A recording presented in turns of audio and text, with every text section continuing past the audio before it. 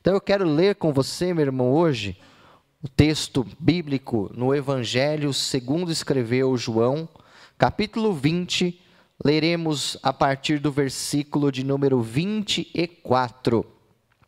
Então, Evangelho segundo escreveu João, capítulo 20, nós leremos o versículo 24 em diante. Glória a Deus. Leiamos então o texto. Ora, Tomé, chamado Dídimo, um dos 12, não estava com os discípulos quando Jesus apareceu.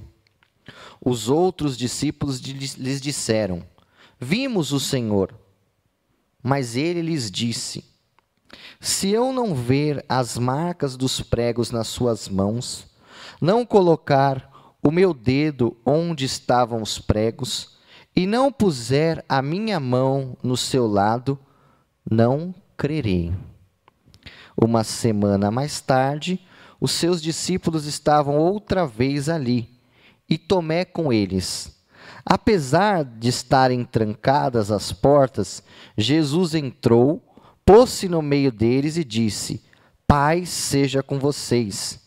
E Jesus disse a Tomé: Coloque o dedo aqui e veja as minhas mãos. Estenda a mão e coloque no meu lado. Pare de duvidar e creia. Disse-lhe Tomé: Senhor meu e Deus meu. Então Jesus lhe disse: Porque você me viu, creu. Felizes os que não viram e creram. Amém? Vamos orar mais uma vez, meus irmãos, agora com a nossa alma já silenciada. Pai, essa é a Tua palavra. Ministra ela aos nossos corações mediante o poder do Teu Espírito Santo. E que eu seja simplesmente um instrumento para falar aquilo que está na Sua agenda e no Seu propósito. É a minha oração e eu faço em nome do Senhor Jesus. Amém e amém.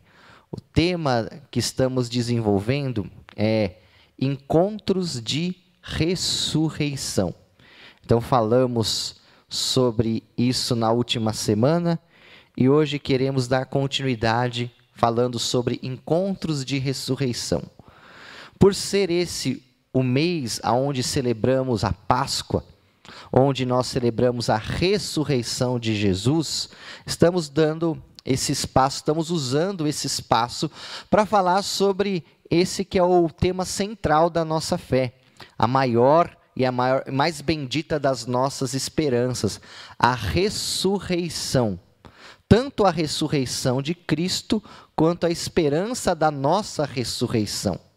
Porque a ressurreição de Cristo, ela é o atestado de que a morte foi vencida. E também é a credencial de que Deus aceitou o sacrifício expiatório e vicário de Jesus em nosso lugar. E a esperança bíblica, a esperança neotestamentária é que se Jesus ressuscitou, nós também ressuscitaremos com Ele, da mesma maneira que Ele ressuscitou. Então a ressurreição de Jesus ministra sobre nós a bendita esperança de que a morte não pode mais nos vencer. Em dias onde se teme a morte, em dias onde se fala sobre a morte cotidianamente, rotineiramente, em todos os veículos, muitas pessoas estão atemorizadas, muitas pessoas estão amedrontadas pela iminência e pela possibilidade da morte. Mas nós, os que cremos em Cristo Jesus, passamos da morte para a vida, e a morte não tem poder sobre nós. Ainda que venhamos deixar esse tabernáculo físico, esse corpo físico, nós ressuscitaremos em glória para estarmos para sempre com o Senhor. E essa é a nossa esperança, por isso que nós não temos que temer a morte, porque ela não tem poder sobre nós. Obviamente, nenhum de nós quer morrer agora. Nenhum de nós quer passar dessa vida para a vida eterna nesse momento. Porém, nós temos essa bendita esperança e essa herança que Jesus nos deu. Então, nós não precisamos ser Rambo e sair de peito aberto, desafiando a morte, tentando o Senhor, mas também não devemos temer, não devemos nos amedrontar, não devemos ficar, de fato, temerosos pelo que vai ser da nossa vida, porque a nossa vida está nas mãos do Senhor e Ele proveu para nós a ressurreição e a vida eterna. Então, Paulo diz que essa é a maior esperança que nós, os cristãos, temos, a ressurreição. E Paulo, falando aos Coríntios, no capítulo 15, que é o capítulo da ressurreição, ele fala que Jesus, após ressuscitar, ele dá testemunho da sua ressurreição, aparecendo para algumas pessoas seletas, algumas pessoas que ele escolhe, para cumprir uma agenda e para aparecer. Lá em 1 Coríntios capítulo 15, o versículo 5 fala assim: e ele apareceu a Pedro, e depois aos 12, depois disso apareceu a mais de 500 irmãos de uma vez só, a maioria dos quais ainda vive, embora alguns já tenham adormecido.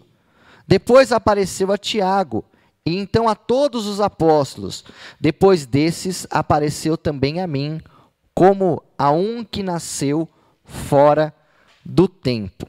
Então, meus irmãos, a gente vê que Jesus, após a sua ressurreição, durante 40 dias ainda ficou aqui na terra, antes de ele retornar ao céu. E nesses 40 dias, ele marcou um encontro, ou cumpriu uma agenda de encontros com pessoas específicas.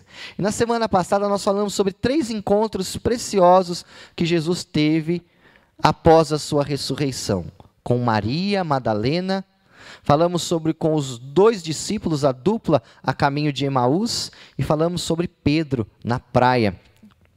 Hoje eu queria falar sobre um encontro que Jesus tem após a sua ressurreição com um personagem ilustre, com um personagem bem conhecido de nós, chamado Tomé. Mas antes de falar sobre esse encontro, para fazer uma introdução sobre esse personagem, eu queria falar um pouquinho sobre algo que é pertinente e algo que é uma realidade e que faz parte de quem muitas vezes nós somos e do que é a nossa sociedade. Deus é um Deus que perdoa e Deus é um Deus que esquece. Os pecados e os erros que nós cometemos, Deus pega, perdoa e lança no mar do esquecimento, e deles não tem mais lembrança, ou não faz mais memória dos mesmos. Por isso eu sempre costumo dizer que dura coisa é cair nas mãos dos homens, principalmente quando você comete um erro, quando você comete uma falha, quando você comete um equívoco.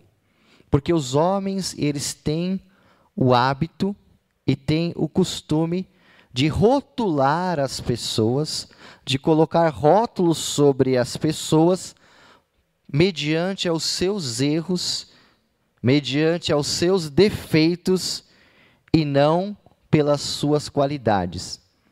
Eu não sei se você tem um apelido, ou se você teve na sua infância, juventude, adolescência, mas 90% dos apelidos são rótulos que as pessoas colocam por algum defeito, por alguma dificuldade, por alguma deficiência, e não enaltecendo as qualidades. Infelizmente, nós exaltamos o trágico e rotulamos pelo trágico e não pelo virtuoso. Graças a Deus, o nosso Pai não é assim. Posso ouvir um amém, irmãos? Isso faz, irmãos, com que a nossa cultura cristã crie pessoas que se escondem atrás de máscaras e vestem uma capa escondendo de fato a sua verdadeira humanidade, os seus pontos de vulnerabilidade e as suas fragilidades. Por quê? Porque as pessoas têm medo de serem rotuladas, expostas e envergonhadas mediante os seus erros e as suas dificuldades. E se tem uma pessoa, se tem um personagem bíblico que é mal compreendido e que caiu nessa cultura popular do rótulo, com certeza esse nosso irmão aqui, chamado Tomé. E esse rótulo sobre Tomé foi impregnado dentro da sua pessoa e de uma forma injusta. Quantos aqui já ouviram pregações sobre Davi, por exemplo? O Roberto me ajudou aqui levantando a mão, mas eu sei que você aí na sua casa também deve estar respondendo. Eu acredito que todos já ouviram sobre o rei Davi, que ele era um homem segundo o coração de Deus, que foi o melhor rei de Israel, que era um homem voltado para o coração, para Deus. Mas toda vez que alguém fala sobre Davi, existe um mais, um porém, um contudo, um todavia. Por quê? Porque as pessoas rotulam Davi pelo erro ou pelos erros que ele cometeu. Então é quase impossível você ver alguém falando sobre o rei Davi sem lembrar-se do erro, do pecado e das falhas que ele cometeu enquanto rei de Israel. E com Tomé isso ainda é mais trágico, porque Tomé, que foi um dos apóstolos de Jesus, virou sinônimo de o quê? De incredulidade. Então, todas as vezes que alguém é meio incrédulo, que alguém é meio cético, essa pessoa é chamada de Tomé. Então, Tomé, ele recebeu uma letra escarlate, né, em sua biografia, e ele ficou marcado de uma forma negativa. E isso é muito triste, irmãos. É muito injusto com o Tomé. Graças a Deus ele não está aqui para sofrer essa injustiça, mas isso só retrata um costume que a nossa sociedade tem. Por isso persegue muitos que estão dentro do corpo de Cristo. Uma vez eu conversava com uma pessoa e ela falou assim: você sabe o problema que essa pessoa tem? E eu falei: não sei. E a pessoa estava falando de uma situação que tinha acontecido há uns 10 anos atrás. Uma pessoa conhecida e famosa. Eu falei: nossa, eu não falei nada, mas eu pensei comigo, eu falei: meu Deus, ela está falando de algo que aconteceu há uns 10 anos atrás. E está rotulando a pessoa no dia de hoje, por algo que ela fez, ou por algo que ela vivenciou há 10 anos atrás. E muitas pessoas conhecem hoje uma versão sua que não existe mais. Rotulam você e rotulam as pessoas por erros que já não fazem parte de quem você é e da vida que você desenvolve. Mas, infelizmente, os homens são assim, mas não Deus. Posso ouvir um amém? Glória a Deus.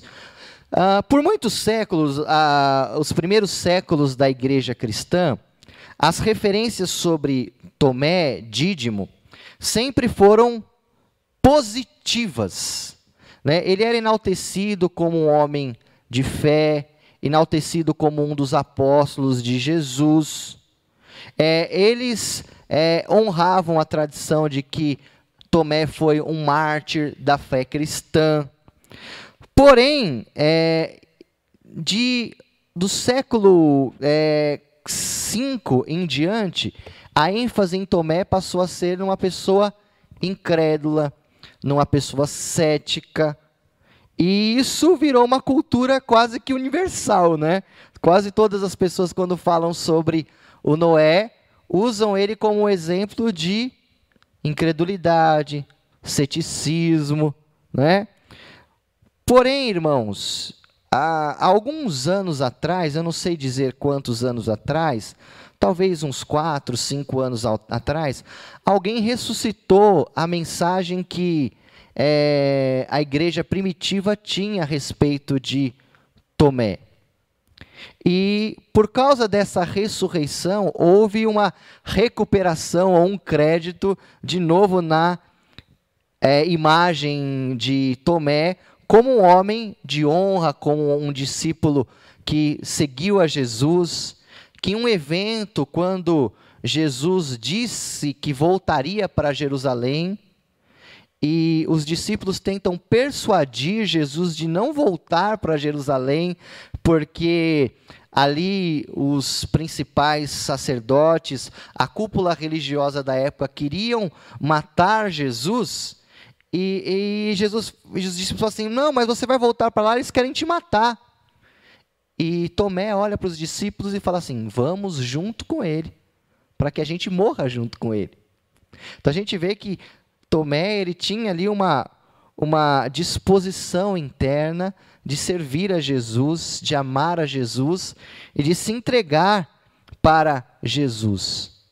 E talvez Noé tenha ficado muito ofendido, muito chateado por não ter conseguido levado a cabo a perspectiva que ele tinha de morrer juntamente com Jesus. E quando os discípulos falam para Tomé que Jesus havia ressuscitado, aquilo deve ter sido um duro golpe na alma de Tomé, porque ele tinha dito que morreria junto com Jesus. E agora ele teria que encarar Jesus e o fato de que ele não conseguiu, que ele se acovardou, que ele se intimidou. Então, quando os discípulos anunciam que Jesus ressuscitou, Tomé ele tenta fugir daquela realidade. E ele fala: olha, se eu não vê-lo, se eu não tocar o seu lado, se eu não ver as marcas em suas mãos, de forma alguma eu vou crer. Aquela era uma fuga da realidade, era uma fuga de Tomé dele mesmo. E a gente vê que Jesus tem um encontro glorioso com Tomé após a sua ressurreição. E a gente vê que parece cena de Hollywood, né? Os discípulos estão reunidos numa sala fechada, como nós estamos aqui no templo, com as portas fechadas, janelas fechadas, tudo fechado. E de repente Jesus aparece no meio, no centro ali daquela reunião, passando ali pelas paredes, e Jesus vai direto em Tomé. Aquele foi um encontro glorioso. Aquele foi um encontro, estarrecedor.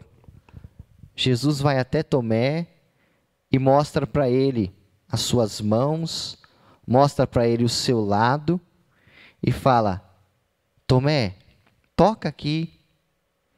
Não seja incrédulo, mas crente. E Jesus não fez aquilo com o intuito de humilhar Tomé, de envergonhar Tomé, mas sim para fortalecê-lo, para fortalecer a fé de Tomé e para elevar a fé de Tomé num novo patamar. Talvez Tomé, até aquele momento, conhecesse Jesus como o Messias prometido, conhecesse como seu mestre, como um amigo, mas quando ele vê o Jesus ressurreto, a expressão de Tomé é: Senhor meu e Deus meu. A fé de Tomé sobe de patamar, e ele passa a crer agora na divindade de Jesus, passa a crer e ver Jesus como Deus, porque a ressurreição atestou a divindade de Jesus para Tomé. E também Jesus queria levar a fé de Tomé para um patamar que não seria mais um patamar visível, não seria mais um patamar de tocar, de ver e de presenciar, mas de crer no invisível. Então, a gente vê que Jesus fala para Tomé assim: porque você viu, você creu. Mas bem-aventurado ou feliz é aquele que não viu, mas acreditou. Então, Jesus estava trazendo Tomé para um nível ou para uma dimensão diferente da fé. Porque Tomé e os 12 e os 11, eles tinham a companhia física de Jesus. Então eles criam nos milagres, por quê? Porque eles presenciavam, porque eles viam, porque eles ouviam, porque eles apalpavam, porque eles viviam ali com Jesus. Mas após a ressurreição de Jesus, ele queria introduzir agora dentro dos discípulos um cenário diferente de fé. A fé não vai ser mais no visível, não vai ser no físico, não vai ser mais no palpável, mas vai ser no invisível. E nós, irmãos, temos essa fé da ressurreição. Posso ouvir um amém? Porque, irmãos, a nossa fé não está naquilo que nós vemos. Eu não sei você, mas eu nunca tive a experiência de ver Jesus. Gostaria e anseio por isso quase todos os dias, ver de fato o Senhor. Mas eu nunca vi. Então a minha fé em Jesus não é naquilo que eu vejo. Eu nunca vi e ninguém de nós presenciou a ressurreição de Jesus. Mas nós cremos que Ele ressuscitou e que Ele está vivo. Mas a nossa fé não é uma fé física, não é uma fé que nós podemos contemplar com os nossos olhos naturais. E era essa dimensão de fé que Jesus estava querendo ensinar para Tomé. Não vai ser por aquilo que você vê, mas por aquilo que você crê. Em Hebreus capítulo 11, meus irmãos, se você quiser ler comigo, Hebreus capítulo 11, nós vamos ler o versículo 1, se você quiser ler comigo, um texto muito conhecido da palavra de Deus, fala sobre a fé. E esse texto fala o seguinte: ora, a fé é a certeza daquilo que esperamos e a prova das coisas que não vemos. Pois por meio da fé os antigos alcançaram o bom testemunho. Então, o texto de Hebreus citado fala que a fé é aquilo que eu tenho certeza, que eu tenho convicção, porém que eu não consigo ver com os meus olhos naturais. São as convicções invisíveis que eu tenho. São as certezas invisíveis em Deus e em Sua palavra. Fé, a natureza da fé é mais ou menos assim, irmãos. Eu vejo, mas eu não vejo. Eu ouço, mas eu não ouço. Eu toco, mas eu não toco. Ou seja, tudo que eu vejo, toco e ouço está na dimensão do invisível e na dimensão da fé. Eu gosto de uma música que, se eu não me engano, é o Marcelo Aguiar que canta, e ele fala justamente sobre isso, sobre essa dimensão da fé. Eu não conheço o seu rosto, mas eu te reconheço em todo lugar. Eu nunca, mas eu sinto o seu perfume no ar. Não sei como é a sua voz, mas o som dela me guia. Então essa é a dimensão da fé. Eu não vejo, mas eu vejo. Eu não consigo tocar, mas eu toco. Eu não ouço, mas eu ouço. Porque eu ouço com a dimensão da fé. E a fé dialoga com o invisível. Posso ouvir um amém, meu irmão? E parece loucura, mas não é loucura, é fé.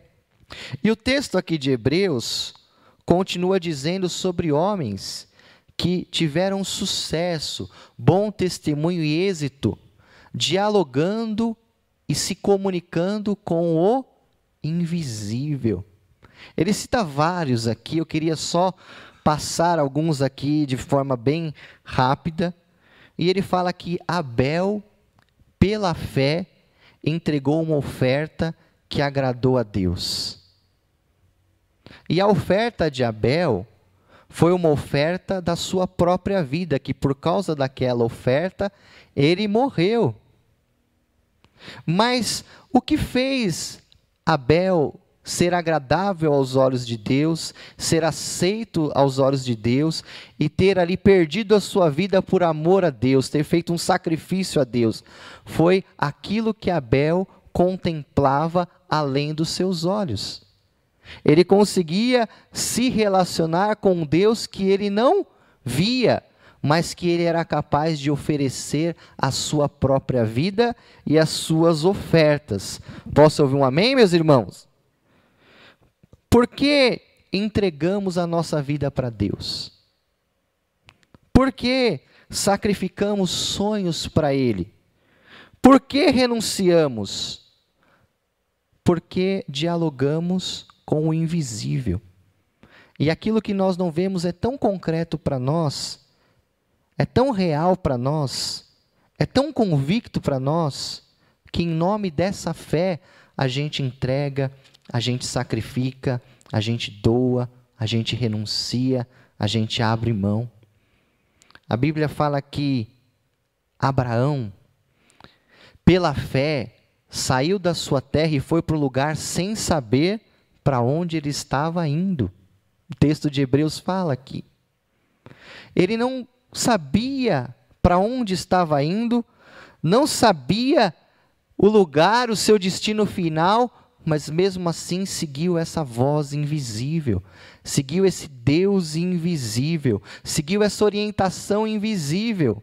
Por quê? Porque Abraão conseguia ver e contemplar algo que não estava visível no mundo físico, mas que era real.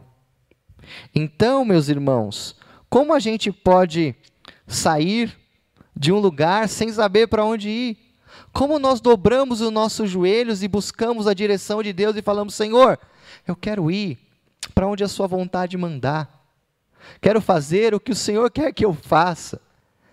Quero estar onde o Senhor quer que eu esteja.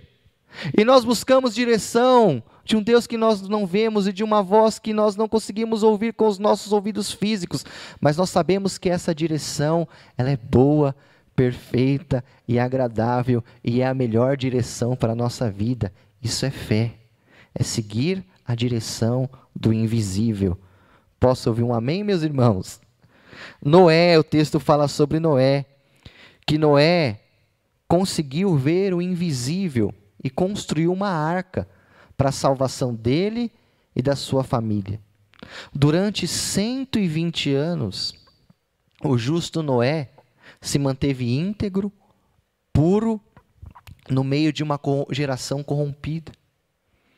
O que faz um homem, o que faz uma mulher, o que faz um jovem, o que faz uma jovem dizer não para o pecado? Dizer não para os manás, para os manjares e para a corrupção desse mundo. O que faz um homem manter a sua integridade, o que faz uma mulher manter a sua pureza, no meio de uma geração onde tudo isso é normal, comum e até incentivado.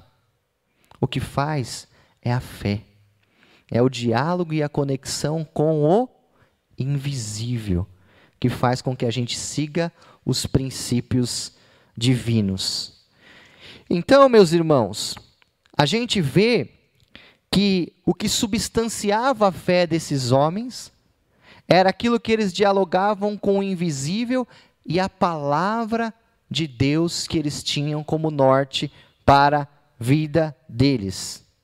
Por que é que Tomé tinha que acreditar na ressurreição de Jesus?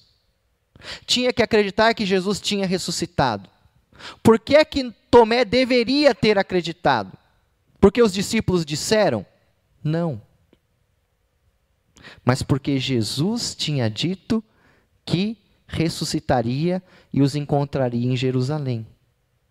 Então, Tomé deveria ter crido, não porque os discípulos disseram, mas porque Jesus tinha dito. E a fé verdadeira, eu queria que você prestasse atenção nisso, eu já estou caminhando aqui para começar a nossa conclusão. A fé verdadeira ela vem pela palavra de Deus. Fé em Deus é fé na palavra de Deus. Por que é que Tomé deveria crer? Porque Jesus tinha dito. Por que é que Abraão creu? Porque Deus disse. Por que é que Noé creu? Porque Deus disse. Por que é que Moisés creu? Porque Deus disse. E qual é a base da nossa fé? A base da nossa fé é a palavra de Deus. Posso ouvir um amém, irmãos? A palavra de Deus é o chão seguro para a nossa fé. Eu costumo dizer que fé não é aquilo que a gente manda de baixo para cima, mas é aquilo que vem de cima para baixo. É a palavra de Deus que o Senhor semeia no nosso coração, são as suas promessas e os seus sonhos que Ele semeia no nosso espírito através da sua palavra, e então nós cremos. Fé não é colocar Deus na parede. Deus vai fazer. Deus tem que fazer. Não, vamos subir no monte para cobrar a Deus. Nós vamos colocar aqui, vamos levar a Bíblia, e porque está escrito na Bíblia, Deus está obrigado a fazer, vamos pressionar o Senhor. Isso não é fé. Isso é presunção. Fé em Deus é fé naquilo que Ele disse. Se Deus disse alguma coisa, se Deus prometeu alguma coisa, você pode confiar a sua vida naquilo, porque pode passar os céus e a terra, mas a palavra de Deus não vai passar. Deus zela pela sua palavra para a cumprir. Deus tem compromisso com aquilo que Ele disse fazer. Eu lembro, alguns anos atrás, tinha um movimento, neopentecostal, que tinha muito essa questão de profetiza aí para a pessoa que está do seu lado, declara que Deus vai fazer isso. E uma dessas vezes eu ouvi um pregador dizendo o seguinte: profetiza que Deus garante.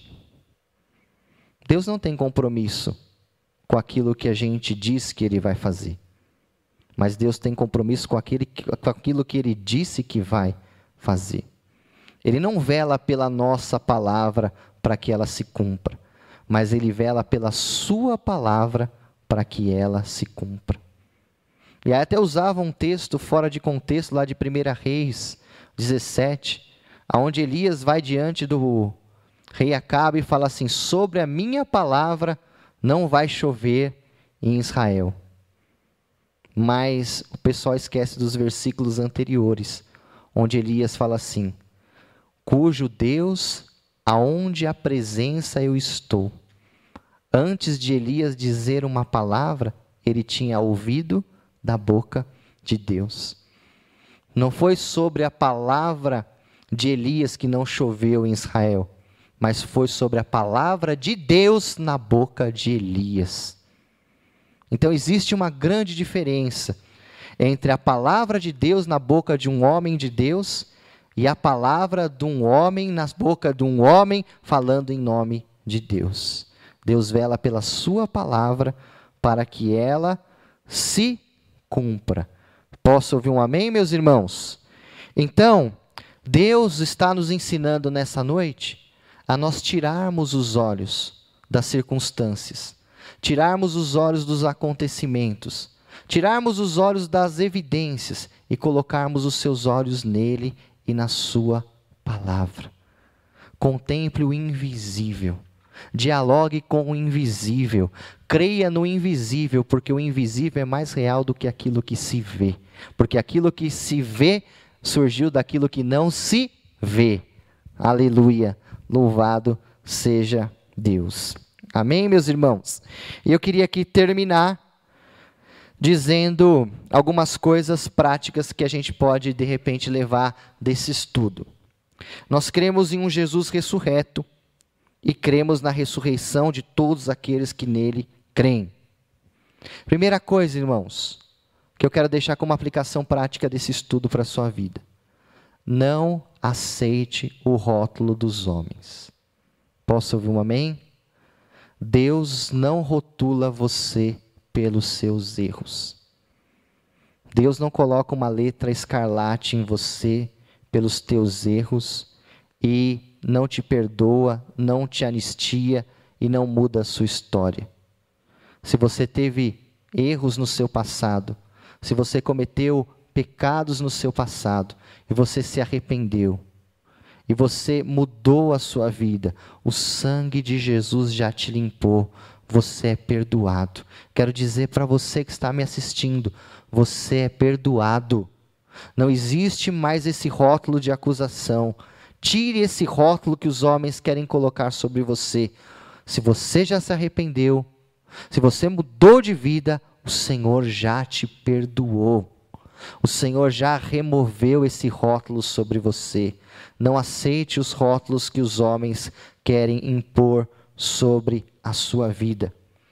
Um dia, Davi, impulsionado por uma coragem santa, quis lutar contra Golias. E ele foi até o rei Saul, e o rei Saul falou: você é muito jovem, você é muito fraquinho. E Davi fez aquele discurso que vocês conhecem: olha, eu já matei o leão, eu já matei o urso, eu vou matar esse gigante. O rei viu que não ia ter jeito e falou: tá bom, então leva pelo menos a minha armadura. E ele tentou colocar aquela armadura, que era a armadura de Saul, e ele não conseguia nem andar. Ele falou: não, eu não posso ir para a guerra com isso. Às vezes, irmãos, as pessoas querem colocar rótulos que são delas, pesos que são delas, sobre você. Não aceite isso. Não aceite os rótulos. Não aceite os pesos que as pessoas querem colocar sobre você. Tomé foi um grande homem de Deus, um apóstolo do Senhor Jesus. E a sua pedra, o seu nome está escrito lá na Nova Jerusalém. E ele foi um mártir que honrou o nome do Senhor aqui na terra. Teve um momento de vulnerabilidade, de fraqueza, como todos nós temos, mas não é justo chamá-lo da forma que nós o tratamos, assim como não é justo fazer isso com ninguém. Aprenda essa lição. Também não rotule as pessoas pelos seus erros.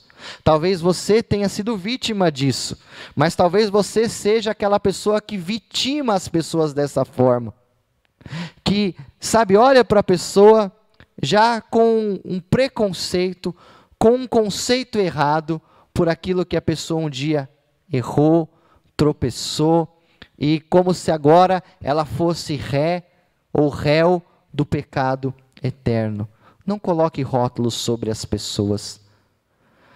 Tenha um espírito de misericórdia, um espírito de oportunidade, e saiba que Deus é um Deus que desfaz os jugos, que quebra os rótulos.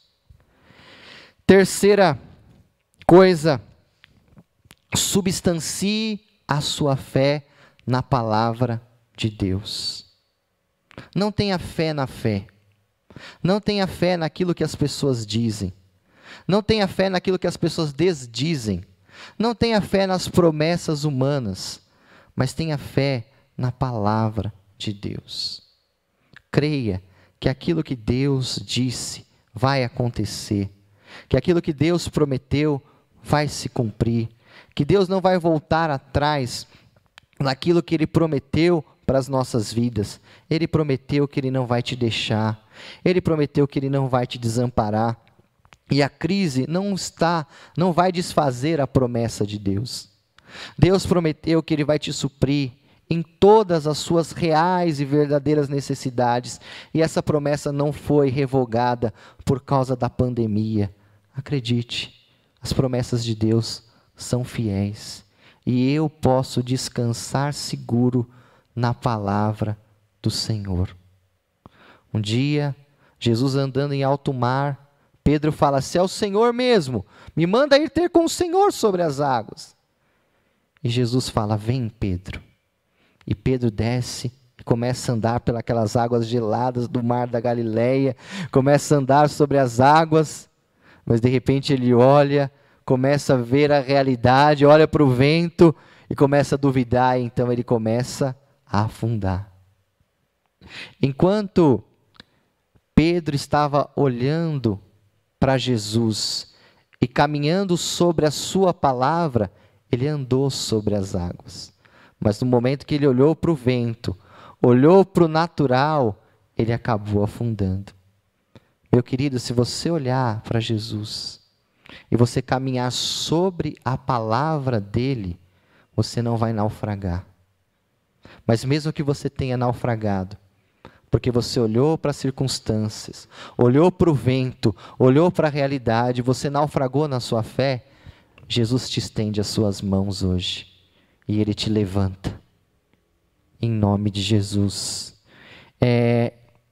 Terceiro e último lugar, não ande por vista, mas ande por fé. Paulo dizia, nós não andamos por vista, mas andamos por fé. Não andamos daquilo que vemos, mas andamos por aquilo que cremos. Se nós ficarmos olhando para as más notícias, se nós ficarmos olhando para os cenários adversos, se nós ficarmos alimentando a nossa alma e a nossa crença com todas as más notícias que nós temos recebido, com certeza nós vamos adoecer. Com certeza a nossa alma vai ficar aflita, angustiada, ansiosa, temerosa. Mas se nós olharmos para o Senhor, para o nosso pastor, para aquele que tem poder e para aquele que tem domínio sobre todas as coisas, a nossa alma vai repousar segura. São nesses momentos de crise, são nesses momentos de caos que o Senhor nos convoca e nos chama para olhar para o alto, para olhar para o céu, para enxergarmos o invisível. Por que é que você consegue ter paz no meio de uma loucura dessa? Como é que você consegue estar bem numa situação como essa? É porque você está enxergando além daquilo que os olhos podem ver. Você está enxergando o Rei assentado no seu trono, com o cetro do universo nas suas mãos e tendo controle de tudo. As circunstâncias vão mudar, as circunstâncias vão para lá e vão para cá. A vida, ela muda de cena, de figura, de ato, de um dia para o outro, de uma hora para outra. As realidades são muito suscetíveis, mas nós não estamos pautados naquilo que nós vemos, nós estamos pautados no Deus que nós cremos, aleluia.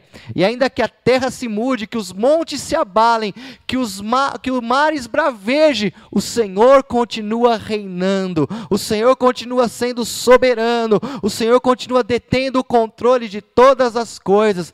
Então vamos tirar os nossos olhos da nossa própria fragilidade, da nossa própria mortalidade, e vamos colocar os olhos naquele que venceu a morte, naquele que disse, no mundo tereis aflições, mas mantenham o ânimo, mantenham a confiança, porque eu venci o mundo. Ele venceu, irmãos, e a vitória dele foi creditada a nós. Em Cristo Jesus, somos mais do que vencedores, por aquele que nos amou. Aleluia. Então essa foi a palavra, irmãos, que eu queria compartilhar com você. Esse encontro glorioso de ressurreição, que Jesus teve com Tomé, e que Ele está tendo comigo e com você nessa noite, para ressuscitar a nossa fé, e para colocar a nossa fé no lugar certo e na perspectiva certa. Vamos orar?